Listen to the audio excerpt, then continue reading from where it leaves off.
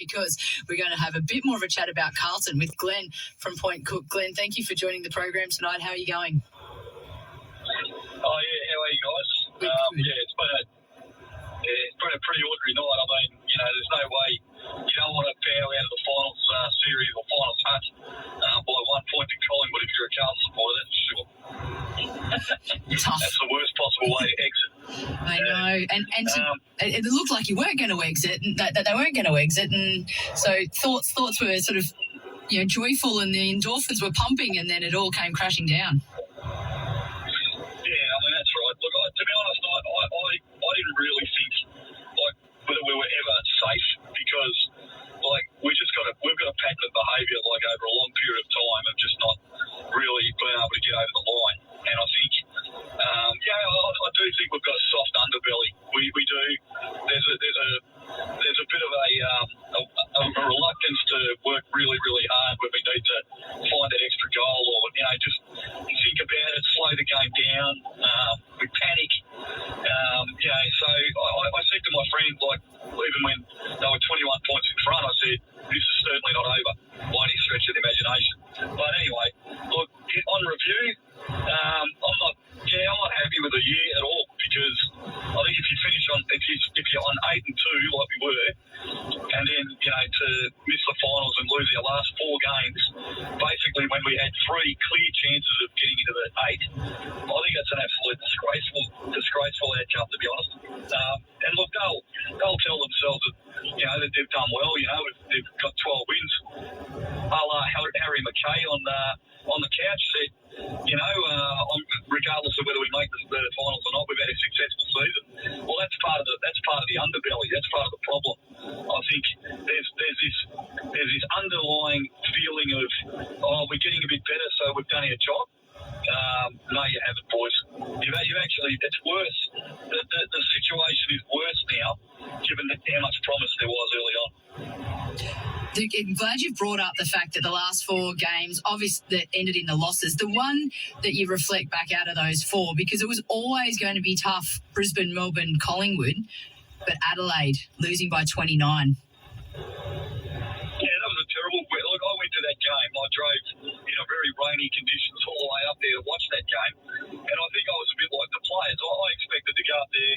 We were going to have a junket. We were going to win. It was going to be great. But the minute we were walking to the Crown and it was raining, I just sensed something strange going on. And I mean, it was a terrible performance. We didn't bring it. We lost it. So I agree. The season was sort of really tinted then. But I just want to make a couple of final kind of comments about getting better or improving, because I think that's what you said. You were talking about how it can be improved. So yeah, I think they do. Yeah, I think they need to take a really, really strong, objective view and leave emotion out of it and really reflect on this year and look at the players that can take us forward and those that won't. And I'm going to make a couple of comments. So one comment is there's an interesting player, Jack Silvani. I want to talk about Jack for a minute. So Jack was dropped a couple of weeks ago, and then obviously there was a bit of a hoo-ha about it because he's a spiritual player, etc., etc. But Jack today, he had minus 25. That's correct, minus 25 metres gained. Well, I've never seen. I don't think I had to look at that again to make sure they'd made a mistake. I've never seen a player playing as a utility with minus metres gain points. So, you know what, with Jack, he's a great guy and obviously lovely bloke, all that. I actually think they need to make a call on him because he's not a ruckman. He's got no speed. He's a spiritual leader, but at the end of the day, you've got to make some tough calls, and I'd start with Jack. I'd also start with I'd look at O'Brien because our wings are really bad. I think O'Brien needs to be tougher. We need to find a tough wingman, and we need to find a ruckman because Pitnet, it was a bit today when you start your car in the morning and you go to your car and it sort of goes it doesn't start. Well, Pitnet was like that. He couldn't run. He actually couldn't start, and so obviously he's injured or something. But I mean, if we're going to get better, we've got to be looking more clinically at those sort of things.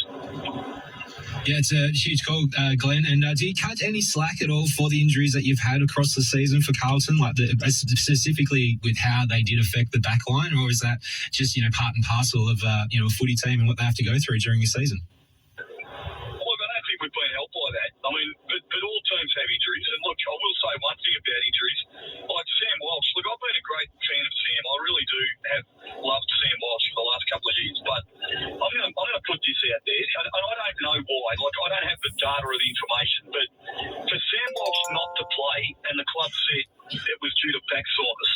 Now, either Sam Walsh has said he doesn't want to play or he doesn't feel like he can, which if that's the case, I think that's really, really weak, given the fact that, Tripper almost got a broken rib in the third quarter or second quarter, and he showed leadership by playing on. So if that wasn't Sam Walsh's decision, and maybe it wasn't, maybe I hope to heck that it wasn't, that he wanted to play and he was told not to, then I reckon whoever made that call, if it was just back soreness, is absolutely got to be accountable for that. Because I think if you're going to be a great team and you're going to pay players massive money, low draft picks, they have to stand up on games like that today. And I was very disappointed to see Sam Walsh sitting up in the commentary box rather than playing. Thanks for the call, Glenn. Really appreciate it, mate. And I'm sorry your season does finish up there, but certainly a in-depth review of Carlton and what they've been